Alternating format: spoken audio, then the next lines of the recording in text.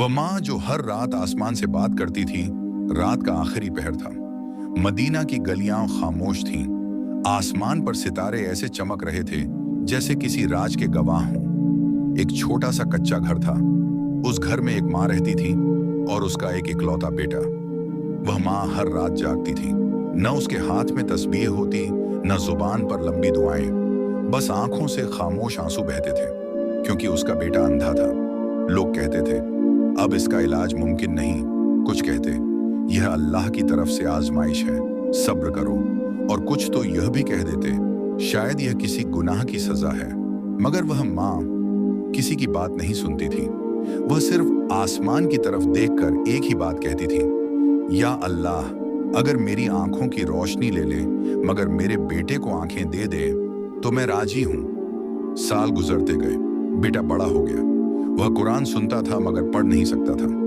एक दिन उसने माँ से पूछा, अम्मी, क्या मैं कभी कुरान अपनी आंखों से देख सकूंगा? माँ ने मुस्कुराकर कहा, बेटा, अल्लाह जब हो जा कहता है तो अंधी आंखें भी रोशन हो जाती हैं। उसी रात माँ ने ऐसी दुआ की जो आसमान हिला दे। वह सजदे में रो रो कर कहती रही, या रब, अगर मेरी पूरी जिंदगी के नेक आमाल कबूल नहीं तो इस एक माँ की दुआ कबूल कर ले। फज्र के वक्त बेटा चीख उठा, अम्मी, मुझे रोशनी दिखाई दे रही है। माँ दौड़ कर आई।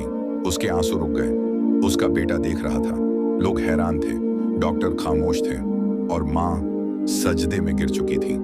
उसी दिन बेटे ने पहली बार कुरान खुद पढ़ा और माँ ने बस इतना कहा, देखा, अल्लाह कभी देर नहीं करता, बस सही वक्त पर देता है। संदेश ऑडियंस हुक। यह कहानी हमें सिखाती है, माँ की दुआ कभी रद्द नहीं होती। सब्र का फल जरूर मिलता है। अल्लाह की मदद खामोश होती है मगर मुकम्मल होती है। अगर आपको ये वीडियो पसंद आई हो तो चैनल को सपोर्ट करें। आपका एक छोटा सा लाइक और सब्सक्राइब मेरे लिए बहुत बड़ा हौसला है।